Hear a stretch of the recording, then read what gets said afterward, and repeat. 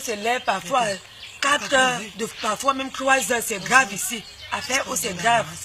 Comme elle, plusieurs familles sont obligées de se lever tôt pour se rendre à un point de ravitaillement en eau qui est devenu une denrée rare depuis plus de 10 jours à Edea. Depuis plus de 10 jours, il n'y a pas l'eau à Edea. Les gens s'attellent, ils souffrent avec des bidons d'eau. Ils partent chercher l'eau partout. C'est ça qui cause un danger parce que l'eau c'est la vie. Et la quittance d'eux que vous ne payez pas une journée, vous partez, on vous dit, vous payez pénalité 4 570 francs. Et voilà, c'est tout, on n'a pas d'eau. Et même si vous visitez cette eau, elle est très très sale, très rouge. C'est pas normal. Mais qu'est-ce qui sera l'origine de cette longue pénurie? Impossible de le dire, étant donné qu'à la Camerounaise des eaux, la presse n'est pas la bienvenue. Un vigile veille à la porte du chef d'agence.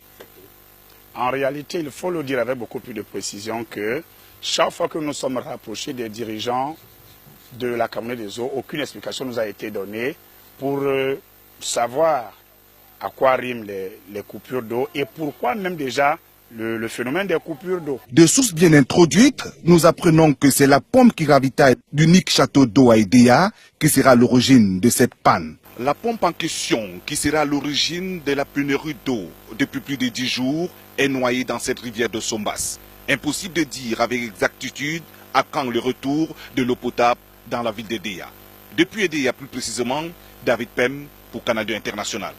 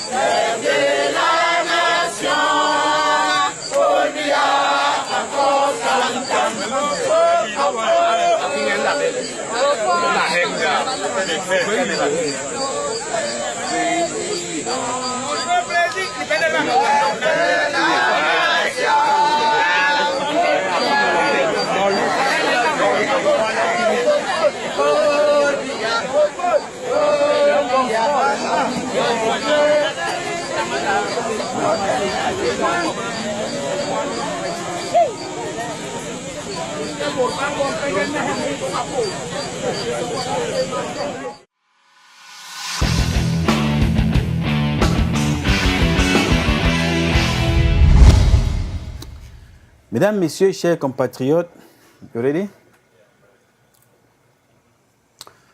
Mesdames, Messieurs, chers compatriotes, je profite une fois de plus de cette tribune pour faire le point de l'actualité de ce qui se passe dans notre pays, le Cameroun, avec vous. Mais par la même occasion, je veux rendre hommage à toutes celles et ceux qui se battent au quotidien pour faire vivre le Cameroun et les Camerounais. Pour toutes celles et ceux qui se battent au quotidien pour survivre eux-mêmes. Je rends hommage à ceux qui se battent également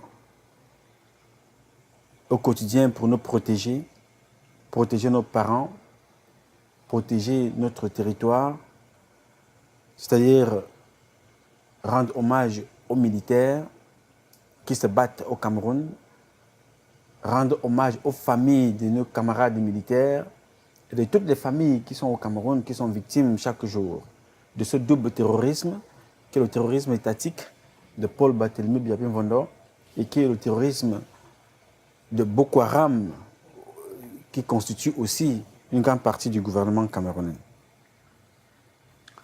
Mais avant de commencer cette émission, je veux partager avec vous un certain nombre de questions que je me pose, qui ont un lien avec l'attitude de notre président et de son entourage. Je suis aussi convaincu que beaucoup d'entre vous, mes compatriotes, se posent les mêmes questions. Et c'est ensemble que nous trouverons des solutions. Mais avant, nous avons constaté tous le retour du président de la République du Cameroun après un long séjour privé en Europe. Il est rentré sans sa femme, Chantal Biya. Si tel est le cas, je salue personnellement, au nom du CCT, la décision de la première dame d'avoir choisi de rester aux côtés de ses enfants. Comme je l'ai toujours dit dans notre dernière publication, Chantal Biya est une jeune femme aussi victime. Elle a ses tares, hein, elle a ses que je ne tolère pas, que je ne pardonne pas. Mais elle a été victime d'un système de vieux, croulant, qui conjugue le quotidien avec la négativité. Les pratiques, les marabouts, les crimes rituels et la consommation du sang humain. Ces gens ne travaillent pas pour le devenir des Camerounais et du Cameroun, mais pour leur propre intérêt. Tous ceux qui entourent Paul Biya vivent au jour le jour, passent la plupart de leur temps dans le mensonge, les intrigues, la manipulation, le vol, voler au maximum pour préparer l'avenir de leurs enfants. Parce qu'ils savent que pour eux, à tout moment, ils peuvent partir. Alors, si Chantal Biya a choisi d'être aux côtés de ses enfants, ce n'est que chose normale et bonne décision pour une maman pour protéger ses enfants des éloignés de ses assassins. C'est important et primordial. Le pouvoir, on peut l'avoir à n'importe quel moment. Mais l'éducation des enfants, si on la rate, ça veut dire qu'on a raté sa vie. Donc, il est question que rattraper le temps, en tant que mère, on ne peut pas s'éloigner de ses enfants, surtout quand ils sont encore bambins. Et comme je le dis toujours, Chantal Biya est une fille de la République qui est née seule. Aujourd'hui, la famille atomique immédiate, c'est les enfants qu'elle a accouchés. Tout le reste là, je les appelle les Ndorongamba, les mendiants, les menteurs, les médisants, qui disent toujours des choses parce qu'ils attendent un intérêt. On en a vu beaucoup. Donc c'est une occasion pour elle de se rattraper, de donner du temps à ses enfants. Ce n'est pas un tort, c'est une bonne décision. Moi, je ne suis pas ici là pour te dire de quitter ton foyer parce que je n'ai pas le pouvoir.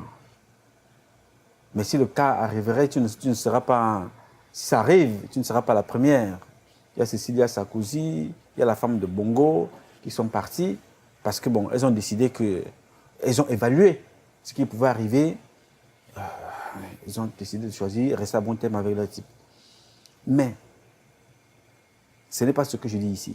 Je n'ai même pas le pouvoir de le dire. Mais je dis tout simplement que la situation qui se passe avec toi au Cameroun et ces gens-là est grave et dangereuse. Ces gens sont des tueurs.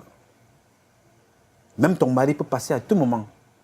Comme il est aussi un têtu, ou bien il s'en fout, il est têtu. Mais c'est aussi comme ça qu'on va se retrouver. On va le retrouver un jour assis comme ça. Qu'on est venu lui donner le truc là. C'est-à-dire qu'il a bu, il est assis, il est mort. Parce que ces gens sont dangereux. Alors, maintenant, nous allons, après donc, avoir pris cette décision, ça veut dire que vous nous écoutez. Merci d'avoir suivi ce conseil. Mais il faut donc maintenant aller prier. Trouver comment est-ce que cet enfant peut avoir une bénédiction, une prière avec son frère junior. C'est important parce que Dieu est le donneur de tous les pouvoirs. Et c'est lui qui bénit. Alors maintenant, nous allons nous battre pour le départ de Belenga et Boutou et des autres Dracula afin de préparer une transition. Nous allons nous battre en utilisant tous les moyens possibles et inimaginables parce que nous avons affaire aux gens dangereux, très dangereux.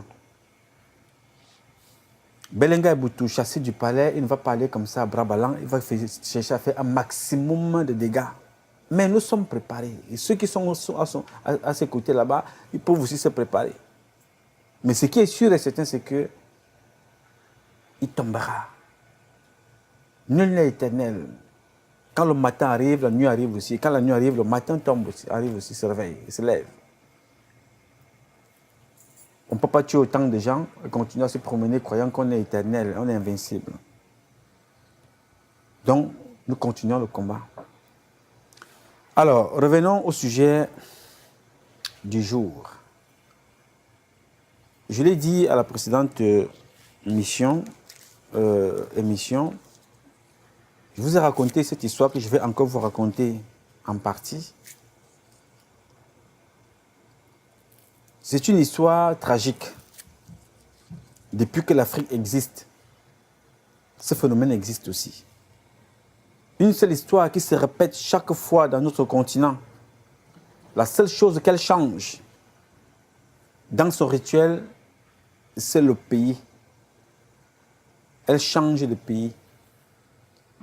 Et chaque fois que ce phénomène se manifeste dans un pays, c'est les citoyens de ce pays-là qui meurent en masse parce qu'ils s'entretuent entre eux. Pour avoir vu et vécu ce phénomène dans certains pays d'Afrique, y compris mon propre pays, le Cameroun, je ne souhaite pas que cela se répète parce que les conséquences sont graves, irréversibles. Même le temps qui passe n'efface et n'effacera jamais, ou tout du moins facilement, les stigmates et les cicatrices. Je ne veux pas que ce phénomène se répète une fois de plus dans mon pays parce qu'il est déjà passé plusieurs fois. Parce que nous réunissons à ce jour tous les ingrédients, les signes annonciateurs se manifestent autour de nous chaque jour. Si rien n'est fait, le chaos sera inévitable. Faisons tout pour en empêcher, car la solution se trouve en chacun d'entre nous. Il suffit tout simplement de l'appliquer et nous vaincrons. Et nous vaincrons ce phénomène. Il fait peur, mais il est facile à vaincre. Il faut tout simplement faire quelques sacrifices. Bon, tiens, les stigmates de ce phénomène, on les retrouve dans certains pays, comme dans le pays de Patrice Lumumba. Patrice Lumumba, je ne veux pas vous refaire son histoire, avait été trahi par l'un des siens, Mobutu. Un assoiffé du pouvoir. Nous connaissons la fin. Il est aujourd'hui mort et enterré au Maroc. Ce même phénomène est passé par le Burkina Faso, le pays des hommes intègres. Sankara, tué par son ami et camarade d'armes, Blaise Compaoré. La suite, nous la connaissons. Il est aujourd'hui exilé en Côte d'Ivoire. Le même phénomène est passé chez celui-là même qui avait participé à l'assassinat, ou tout du moins contribué d'une façon ou d'une autre à l'assassinat de Patrice Lumumba, Mobutu. Humilié lui-même, parce qu'il écoutait bêtement son entourage. À la fin, son règne est devenu un calvaire. Il se prenait pour Dieu. La suite, nous la connaissons. Mais avant de poser ces questions, je veux partager avec vous les derniers instants. Tous ces gens que j'ai cités là, j'ai choisi un seul, avec lequel je vais partager avec vous les derniers instants de sa vie. L'homme Dieu, qui se croyait éternel et qui se prenait pour Dieu, et qui refusait de voir la réalité en face. Il avait l'argent, plus que notre président Paul Biya. Il connaissait et avait des relations privilégiées avec tous les grands ou presque du monde entier. Il était le meilleur ami de la famille Bush aux États-Unis. Il avait de bonnes relations avec tous les présidents français et toutes les personnalités françaises et européennes. Il ne parle pas de la Belgique puisque c'était son pays. Mais, quand arriva la fin de règne, il fut abandonné par tout le monde. Je précise encore, tout le monde, sans exception. Il s'est vu refuser les visas en France. Et c'est l'ambassadeur des États-Unis qui était venu lui donner le dernier coup de marteau en lui demandant de prendre ses clics et ses claques et de partir du pouvoir. Sinon, son corps allait traîner dans les rues de son pays. Voilà quelqu'un qui était connu de tout le monde, qui avait tous les pouvoirs, qui avait l'argent, qui pouvait tout faire avec l'argent. Mais les gens avec lesquels il marchait, les gens à qui il donnait cet argent, c'est les mêmes personnes qui lui ont fait comprendre que non, papa, prends tes clics et tes claques, tu circules ici. Mais, bien avant tout ça, on dirait que le sort s'était acharné sur le président Mobutu et sa famille. Ses enfants ont commencé à mourir à tour de rôle, comme des animaux atteints de la maladie de la vache folle ou bien d'une maladie contagieuse. À peine promu lieutenant général, Mobutu réalise en 1965 un coup d'État et instaure une dictature sans partage dans l'ex-Congo belge qu'il rebaptise bientôt Zaïre. Pendant près de 20 ans, il se révèle un prince machiavélien redoutable et particulièrement rusé. Il utilise toutes les ficelles d'un pouvoir despotique basé sur la répression sanguinaire, l'élimination physique, le faux complot. Son pouvoir ébranlé lors d'une guerre suscitée par des opposants en exil et par une fronde de dissidents politiques, Mobutu institutionnalise une dictature basée sur la corruption généralisée. Pour asseoir sa pérennité, il se fait proclamer maréchal du Zaïre et se constitue une fortune fabuleuse basée sur la prédation systématique des richesses du pays.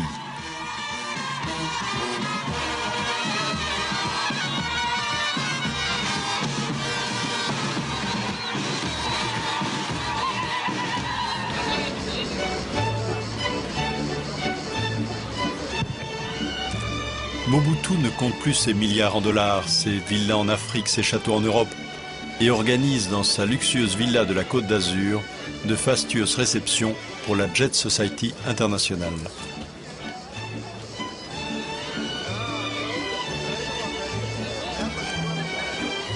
Parmi les invités du jour, le général Lacaze, chef d'état-major du président Mitterrand. Monsieur Bemba Sarlona, président du patronat au Zaïre. Monsieur Herman de Croo, ex-ministre belge.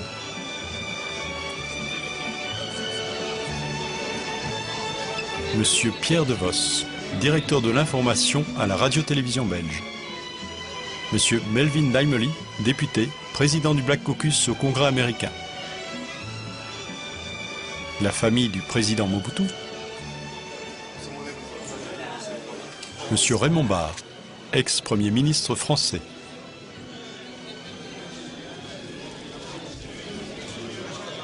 Monsieur Jean-Christophe Mitterrand, fils du président de la République française. Le couple présidentiel.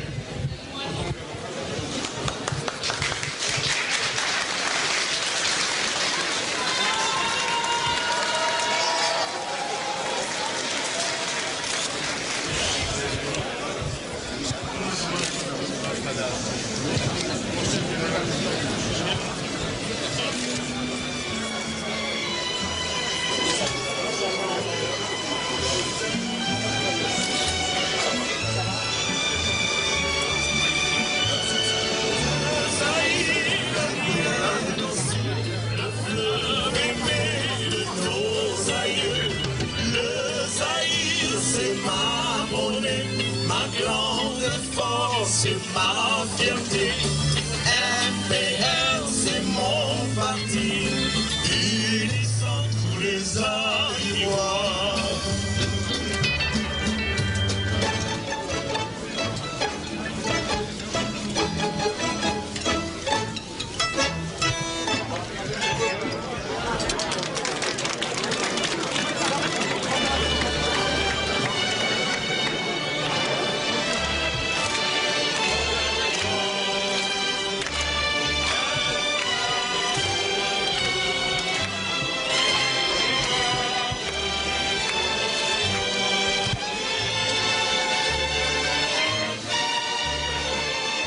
Pour Mobutu, les fêtes se succèdent et commencent à se ressembler. Malgré la griserie du pouvoir, malgré la fortune et la puissance, la mélancolie le gagne quelquefois.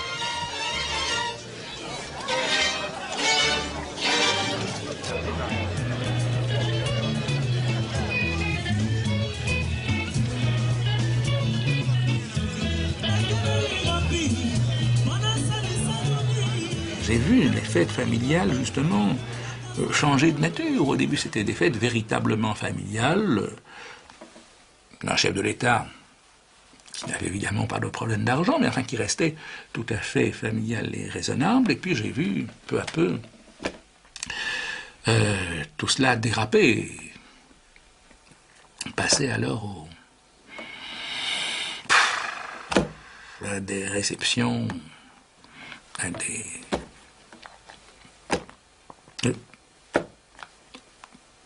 où rien n'était trop beau, où rien n'était trop cher, où rien n'était trop riche. C'était là, ça oui. À Cap-Martin, il recevait plus qu'à Paris. Et il recevait des Noirs américains, qui étaient ses amis et qui faisaient de la bonne politique pour lui. Il recevait des ambassadeurs français, tout ça. L'ambassadeur de France, de Belgique, tout ça, tous, ils venaient le voir. Il ne disait pas tous, mais ils venaient tous. Et les Français, alors les ministres français, alors par dizaines. Et puis, les banquiers, les hommes d'affaires, les gens qui achètent les produits précieux, etc. On peut dire qu'il se mêlait de tout. Il distribuait énormément. Et à des chefs d'État étrangers pour les aider, et qui étaient des pro-occidentaux, et tout autour de lui, dans les différentes provinces, évidemment sa famille aussi. C'était très généreux. À des politiciens étrangers aussi? Ah oui. Ah oui. Qui venaient lui demander ou... C'est-à-dire qu'il y a des gens qui venaient lui dire, écoutez, voilà, nous allons entrer en période électorale. Si nous gagnons, nous allons beaucoup vous aider. Mais vous savez, toute période électorale, il faut des sous. Et je sais qu'il en a donné. Well, Zaire is among America's oldest friends, and its president, President Mobutu, one of our most valued friends. The entire continent of Africa. I found President Mobutu's analyses valuable, and we support him as he strives to peacefully resolve problems. And we thank him for his leadership, and we are proud and very, very pleased to have you with us today. Thank you, sir. Son ami, le vrai, celui qu'on a pensé qu'il était l'ami éternel, c'était sans doute George Bush. On sait qu'il a même adopté certains des enfants de Mobutu.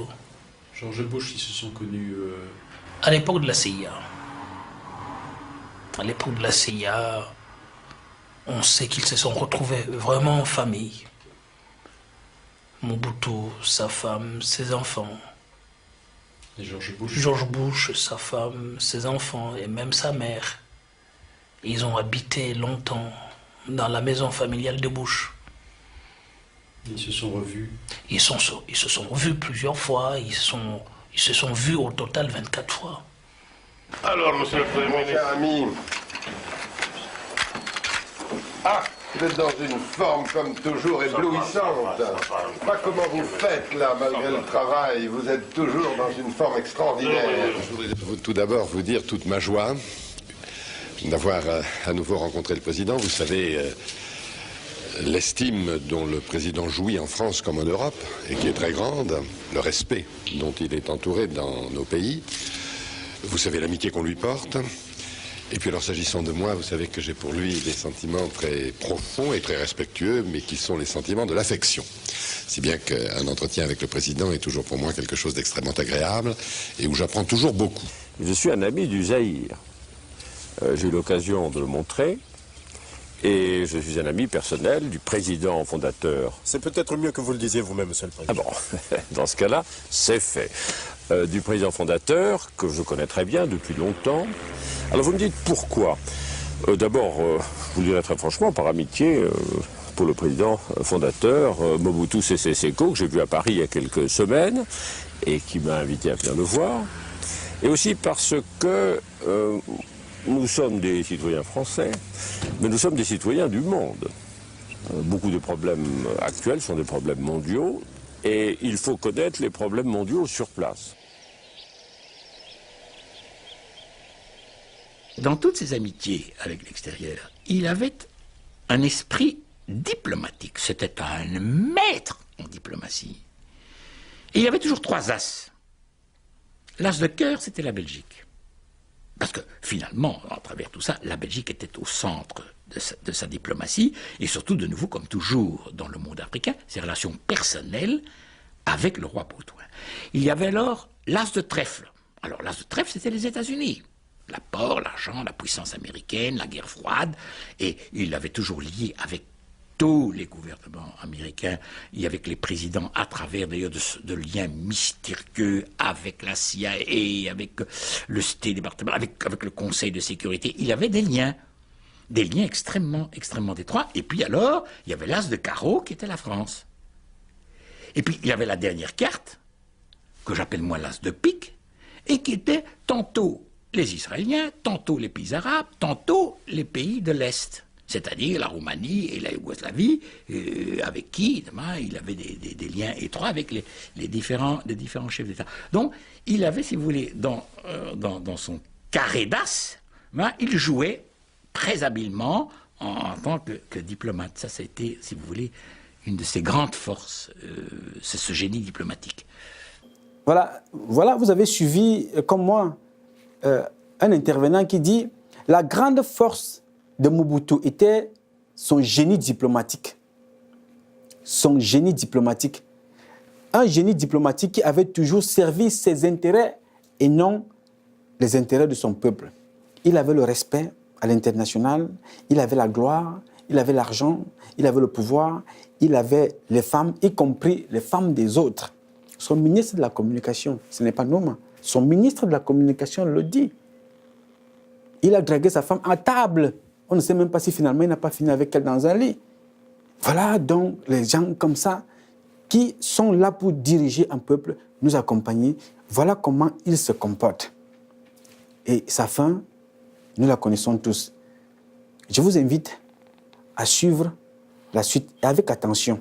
Monsieur Mobutu n'a jamais élaboré une pensée philosophique et cohérente à mesure de sous-tendre un système politique. Au mensonge s'ajouteront la pratique de la corruption matérielle et morale, le népotisme et le clientélisme politique et les multiples visages du chef de l'État lui-même, président fondateur, guide, timonier, père de la nation, maréchal, etc., etc. Je demande à la Commission de présenter ses excuses pour cette dithyrambe qui est à la limite de la réconciliation. C'est trop fort, hein? Veuillez présenter vos excuses. J'ai à vous parler. Je vous prie de m'écouter, sinon je ne vous écouterai plus. Tout le monde croyait que penser du mal de Mobutu, dire les moindres mots qui ne soient pas à la gloire de Mobutu, eh bien, ça devait entraîner la mort immédiate. Et ça avait été comme ça pendant les années 70. Mais Tshisekedi le faisant en public, devant 100 000 témoins, et tout le monde ayant applaudi, on a attendu, mais il n'était pas mort. C'était une preuve. Et tout le monde s'est dit, oh, le lion n'a plus de dents. Il ne peut plus mordre. Il n'a plus de griffes. Et tout le monde dans la rue a commencé à injurier Mobutu de tous côtés. Et il était démystifié. Vous avez suivi, comme moi, démystifié. Oui, démystifié. Dans nos valeurs traditionnelles, éducationnelles, on ne parle pas n'importe comment à un parent, à un aîné. Et regardez vous-même, vous écoutez comment ces gens parlent déjà à un président. Au-delà de son titre de président, c'est un père de famille, c'est un patriarche. Mais ce comportement a poussé les gens à ne plus se contrôler verbalement. Regardez comment le peuple parle à une autorité, à un parent. Mobutu suspend la conférence nationale. Il ne lui pardonne pas de s'ériger en tribunal populaire contre son régime. Les partis, la presse, la population se mobilisent et organisent une protestation pacifique, la marche de l'espoir, appelée aussi marche des chrétiens. La manifestation est réprimée dans le sang, des dizaines de participants sont blessés, des dizaines d'autres sont abattus sans sommation.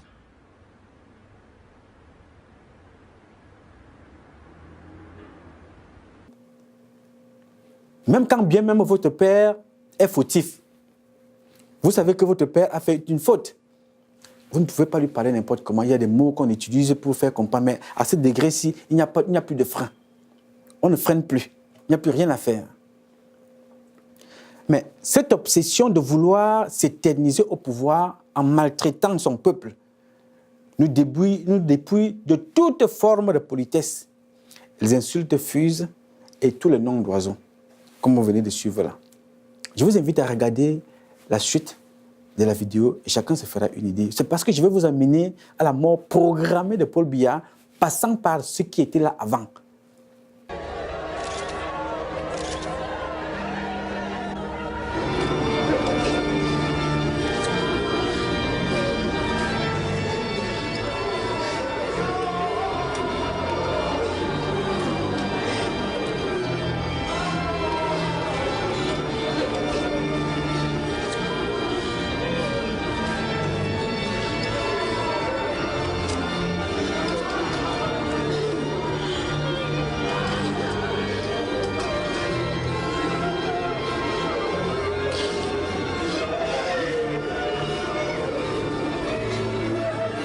Je les ai enterrés à la chapelle de la Miséricorde, c'était très impressionnant.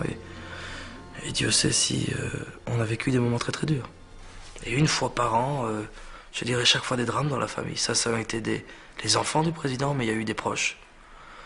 Il y a eu le frère du président. Des années auparavant, il y a eu beaucoup de choses et beaucoup de choses qui sont succédées. Et même moi qui n'étais pas près de ces choses et qui n'y croyais pas au départ, ça demande quelques interrogations et ça fait même un peu peur.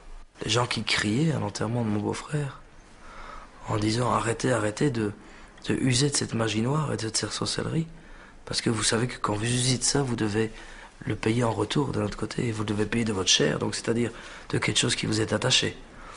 Et les gens veulent donner cette connotation et cette explication au pays, c'est-à-dire le Zaïrois de la rue disait vous touchez tellement au gris-gris, à la sorcellerie, à la magie noire que vous payez de la mort de vos propres enfants et de votre entourage. Vous voyez donc que ces obsédés du pouvoir jouent cache-cache avec Dieu.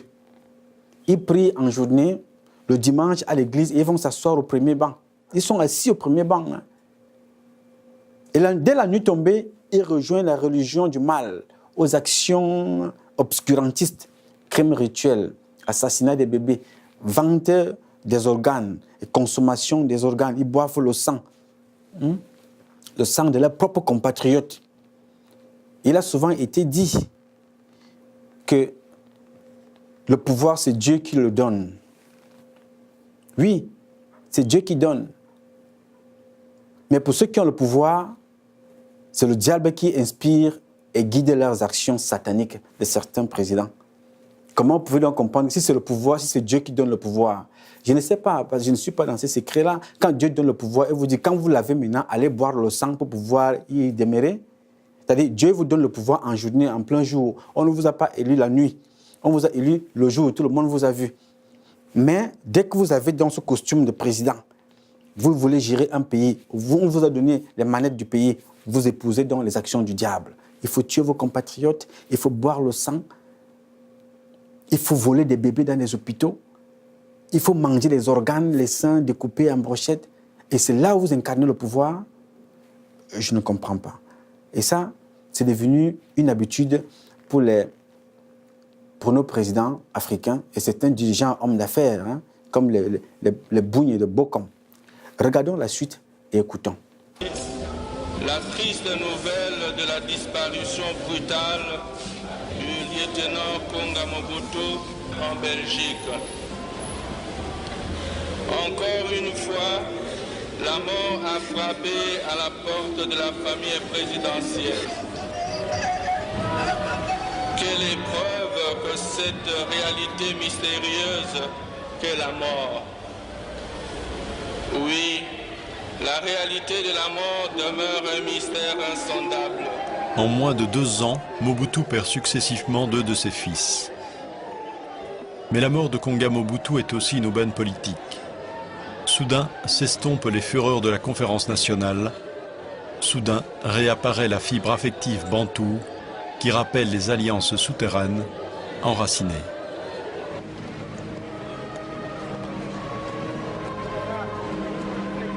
Toutes les tendances politiques sont présentes au deuil, avec à leur tête Monseigneur Monsengo, président de la conférence nationale, avec aussi le leader de l'opposition, l'intraitable Étienne Tshisekedi. Vous avez constaté que toutes les tendances politiques rendent hommage au dictateur quand il a un malheur. Mais quand tout va bien, il enjoy la vie, les richesses du pays avec sa famille et ses amis. Il mate l'opposition, il emprisonne, il tue les activistes. Mais quand il a un problème, tout le monde est là, à ses côtés. C'est le paradoxe de cette histoire. C'est-à-dire qu'il passe son temps à tuer les enfants des autres, il boit le sang des enfants des autres, il abuse des femmes des autres, il tue les femmes des gens qui travaillent avec lui, il humilie ses ministres, mais quand il a un problème, tout le monde est au pas. Je ne sais pas. Il faut avouer que si c'est le diable, il a vraiment la force. Écoutez la suite. Il avait beaucoup de gris-griens, beaucoup de talismans. Je ne sais pas si Mobutu a eu les plus grands magiciens de ce monde, les plus grands marabouts de ce monde, les sorciers les plus puissants de ce monde. Les magiciens, je les ai vus personnellement. Je les ai vus boire un verre de sang humain pour son pouvoir, pour sa force, pour son autorité. C'est incroyable. Vous-même, vous avez écouté, vous avez entendu comme moi. Mobutu buvait le sang humain pour son pouvoir. Il pensait s'éterniser au pouvoir. Il pensait s'éterniser au pouvoir. Il pensait s'éterniser au pouvoir. Et quel pays allait se développer? Quel est le pays qui se développe par la magie? Et les rivières de sang. Parce que toi, tu t'assois chez toi à la maison, tu bois le sang, tu bois. Tu es convaincu que tu croises les bras comme ça. Le pays va se... Comme disait mon frère et ami Charles Atebe Yéné, on va construire le Cameroun en buvant des ruisseaux de bière, toutes les rivières de bière. On construira le pays, le Cameroun. Alors, face à son échec, Mobutu nous parlera de la crise économique au lieu de nous parler de la crise de gestion dont il est le maître d'œuvre suite à son incompétence et son incapacité à gérer son pays et répondre aux aspirations de son peuple. Mobutu n'était pas présent dans n'importe quel pays, l'un des pays les plus riches en ressources naturelles, comme la grande majorité des pays africains. Mais les images qui vont suivre sont en totale contradiction entre son bien-être à lui personnel et son discours et la souffrance de son peuple au quotidien. Regardez et commentez vous-même.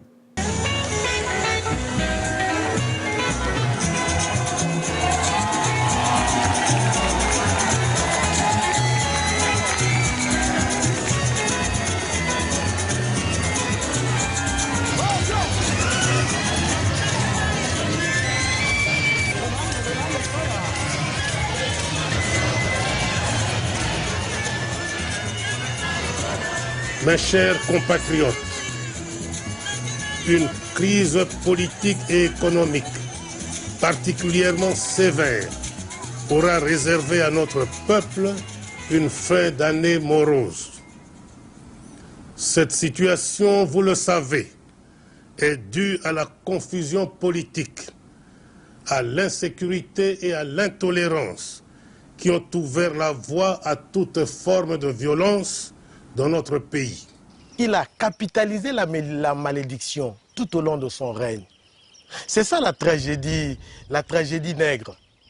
C'est qu'en réalité, sans le savoir, ce qu'il croyait être des conquêtes en conquêtes étaient en vérité de malédiction en malédiction qu'il accumulait en lui. Il croyait braver l'ordre établi, mais en réalité, il allait de sacrilège en sacrilège. Et donc, il capitalisait à moyen, à long terme, une malédiction qui s'est retournée contre nous comme un boomerang.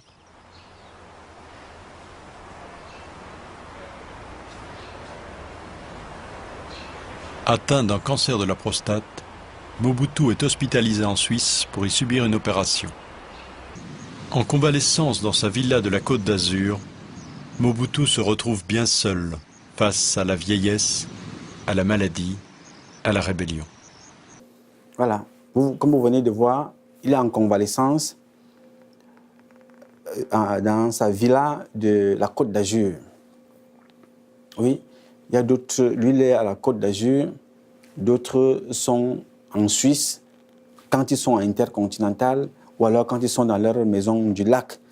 C'est-à-dire, voilà l'exemple qu'on nous donne. Vous-même, vous voyez l'opulence, le luxe.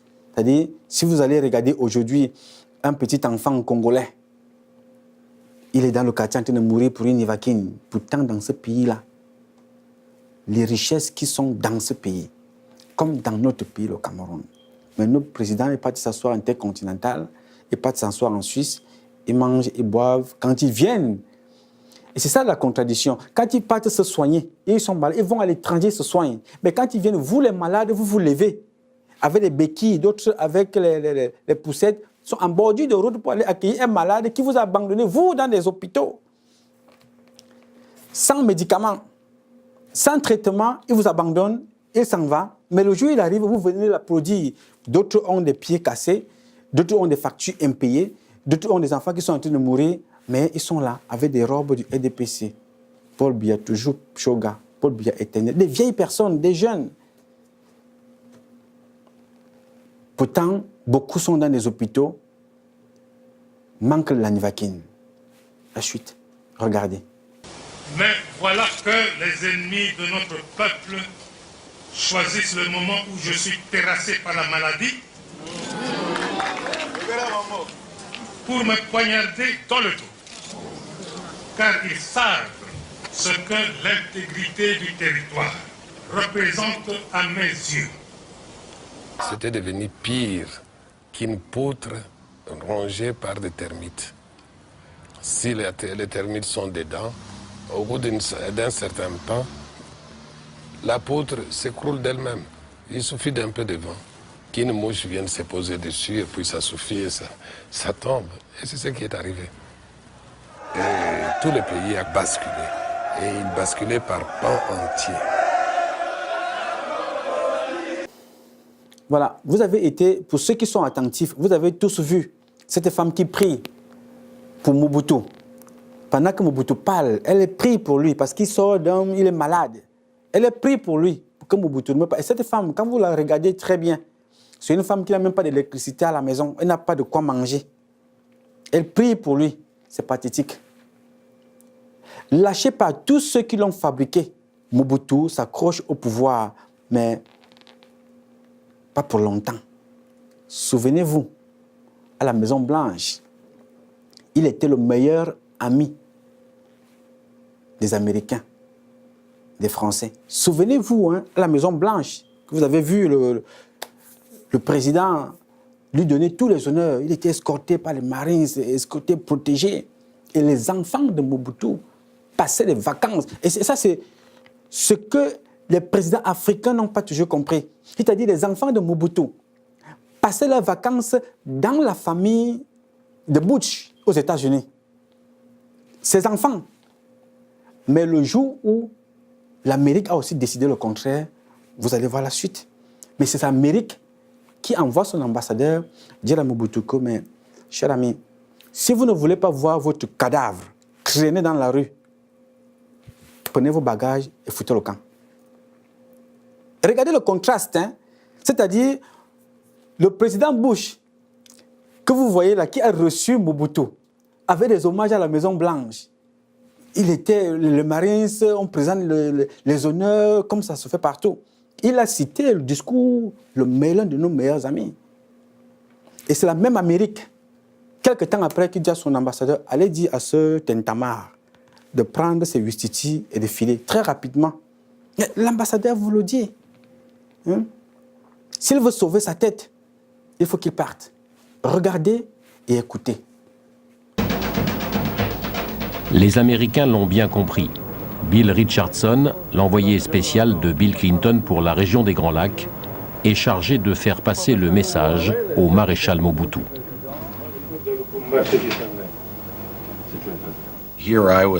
Vous m'imaginez, moi, un ambassadeur américain allant voir Mobutu, le président d'un pays, pour lui dire qu'il était important qu'il quitte le pouvoir?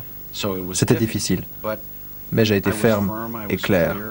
En fait, je voulais lui montrer mon respect. Il était au pouvoir depuis des années, il avait été l'ami des Américains. Parce qu'il a vraiment cité toutes les grandes étapes de toutes les grandes choses que Mobutu a fait dans sa carrière en faveur des États-Unis. Ce qui présageait déjà de la sensibilité du message. Nous lui avons dit des choses très dures. Par exemple, que son armée allait perdre, qu'elle était incapable de défendre Kinshasa, qu'il se pouvait même, s'il refusait de se retirer pacifiquement, que son corps soit traîné dans les rues de Kinshasa. Là, Mobutu a sursauté pour dire, mais comment? Donc, si je comprends, vous m'amenez le message de Kabila, parce que c'est ça la position de Kabila. Je le revois encore triturer sa canne, ajuster sa toque. On était très près l'un de l'autre. Vous savez, c'était vraiment une mission difficile. J'avais peur que les membres de sa famille lui conseillent de s'accrocher au pouvoir. De temps en temps, il demandait une pause, le temps de consulter les siens sur ce qu'il devait faire. Je lui ai dit, ici, ils ne viennent pas demander votre avis. Ils vous apportent là ce message. Il n'est même pas diplomatique, il est cru. On vous met devant un ultimatum. Vous acceptez, voici les conditions. On vous fait sortir avec votre famille, avec la sécurité de vos biens et tout. Et on protège vos biens à l'extérieur. Le président se trouve à l'aéroport et qu'il embarque. Je fais mon compte rendu à 15h exactement devant toute la presse. Monsieur Laurent Désiré Kabila, ces négociations, on le sait, ont échoué. En conséquence, le chef de l'État a quitté Kinshasa vendredi matin pour se rendre à Badolité. Si on n'avait pas mis de force dans l'avion, il restait jusqu'à la fin. Mais ça a été des moments, je veux dire, d'inquiétude intense, où c'était une débâcle terrible. Les enfants ont eu peur, tout le monde voulait rester, ils forçaient les enfants à partir. Et c'était une ambiance comme ça d'Apocalypse Now, où on ne savait pas ce qui se passait. On se demandait même si on allait peut-être arriver à l'aéroport. Le président avait donné son itinéraire secret pour que la voiture avec les différents membres de la famille puisse arriver à l'avion. On a dû passer par des chemins qui n'étaient pas connus des autorités. On était entouré par la DSP, qui était armée. Il y avait même des chars sur la route. On était mis dehors presque avec un coup de pied au derrière, j'ose dire. Et je dois dire, je suis un peu amer d'un peu la réaction de tous ces grands hommes politiques et d'avoir un peu laissé tomber Mobutu dans les derniers mois de sa vie. Il était seul et je crois qu'il a été complètement abandonné par tout le monde. Par tout le monde. Quelques rares personnes étrangères à sa famille ont peut-être soutenu, mais c'était une fin digne d'une tragédie. Il ne faut pas oublier que plus on monte haut dans l'arbre, plus on devient fragile. Il suffit d'un rien pour se retrouver par terre en morceaux. Et c'est ce qui est arrivé à Mobutu. Il a cru qu'il était devenu Dieu parce que tout le monde lui faisait croire. Et il a raté, il a scié la branche sur laquelle il était assis. Le Zaïre, c'est fini. Laurent Désiré Kabila s'est proclamé président de la République démocratique du Congo. Kinshasa est aux mains de ses troupes et les dignitaires de l'ancien régime ont fui pour la plupart de l'autre côté du fleuve. Vous avez vu que le beau-fils de Mobutu, qui a la nostalgie du bon vieux temps, trouve quand même le courage de condamner ceux qui ont laissé tomber le dictateur Mobutu. Il a oublié une chose. En politique étrangère, les choses sont claires et nettes, comme l'eau de roche. Entre les amis, entre les États, autant pour moi, entre les États, il n'y a pas d'amis, il n'y a que des intérêts. Disait quelqu'un, l'obsession du président français, quel qu'il soit, l'obsession de François Hollande, que vous voyez aujourd'hui là, très calme, qui observe, qui prend tous les coups que Paul Biya peut lui donner, toutes les humiliations, son obsession du président Hollande, l'obsession du président Hollande, comme l'obsession de tous les présidents en Occident, c'est de tout faire, utiliser tous les moyens pour développer leur pays et répondre aux aspirations de leur peuple, en utilisant tous les moyens possibles et inimaginables pour développer leur pays. Ils s'en foutent de la relation personnelle, ce n'est pas ça qui les intéresse. La preuve en est que quand ils ne sont plus présidents, combien d'anciens présidents en Afrique ont rencontré Sarkozy depuis qu'il n'est plus là? Combien d'anciens présidents sont allés voir Chirac depuis qu'il est malade? Combien d'anciens présidents ont rencontré tous les présidents américains qui sont encore vivants? Les anciens présidents américains, d'autres ont des grosses ONG pour continuer à aider les personnes. Pourquoi? Parce que pour eux, entre les États, il n'y a pas d'amis, il n'y a que des intérêts. Mais c'est ce que vous n'avez pas compris. Alors l'obsession du président Hollande, comme de tous les Français et de tous les Européens qui sont les chefs d'État, est de tout faire pour répondre aux aspirations de leur peuple en utilisant tous les moyens.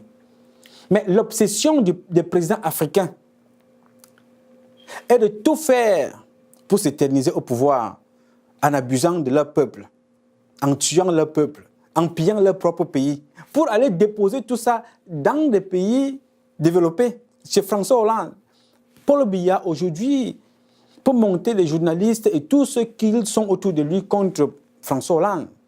Mais François Hollande connaît où sont les comptes de Paul Biya, ce que Paul Biya fait, ce que les ministres là, ce que Alain Bangor fait, François Hollande le sait. Mais comme ce garçon est intelligent, ce qui l'intéresse, c'est d'abord permettre à son peuple d'avoir à manger, de faciliter leurs conditions de vie, de développer parce que le monde va vite. Quand vous vous attaquez à lui, il s'occupera également de vous. Donc, tous ceux qui jouent à ce jeu, à la fin, ils sont toujours perdants. Vous allez voir, ils sont toujours perdants. Nous avons vu le père Bongo. Par quel moyen est-il parti, naturellement ou d'une façon organisée? Je n'en sais trop rien. Mais je vous montre tout simplement l'échelle des comportements, comment ça conduit. Mobutu, vous avez vu jusqu'où ça a conduit. Mais à la fin de compte, c'est nos parents qui sont perdants avec ce comportement. Je vais vous conduire maintenant à la troisième personnalité qui s'appelle Muammar Kadhafi. Notre frère, notre père, Kadhafi a été victime soit de la maladresse, sa propre maladresse, ou de son ignorance, son arrogance démesurée, ou le sentiment d'être un demi-dieu, comme la majorité des présidents africains. Toujours est-il dit qu'il a été victime de quelque chose de trop, qui a été mal apprécié par ses partenaires à l'international. Souvenez-vous, il avait déjà échappé. Muammar Kadhafi avait déjà échappé à la mort après les bombardements de sa résidence par des Américains. Sa résidence. Pour des raisons que certainement beaucoup d'entre vous connaissent. J'attire votre attention sur ces petits détails pour vous préparer à ce qui arrivera à Paul Biya. La mort programmée de Paul Biya, c'est lui-même qui a créé. Il y a des indices. Je suis en train de vous amener à comprendre.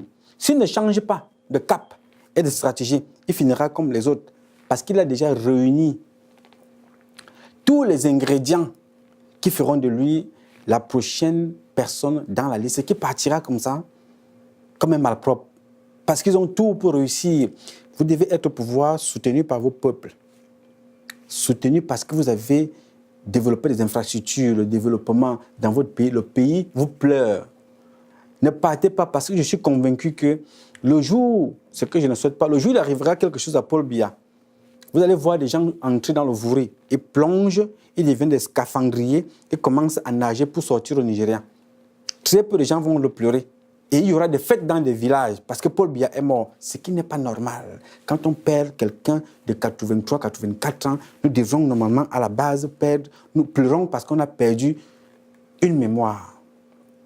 Où on célèbre la vie qu'il nous a laissée et qu'il a fait de nous. Les révolutions, les innovations, le développement de notre pays. Mais on ne va pas fêter que quelqu'un m'a dit « Ah, très bien, il est parti. Oh, ouf, quel bon débarras. » Mais c'est ce qui arrivera à Paul Biya. S'il ne change pas de cap, la mort avait eu lieu domicile dans le palais de Mobutu. Disait-il, ce qui arrive aux autres commence peut-être déjà à m'arriver. Non, ça ne commence pas peut-être, ça commence, c'est déjà même en action. Moi, il disait ça.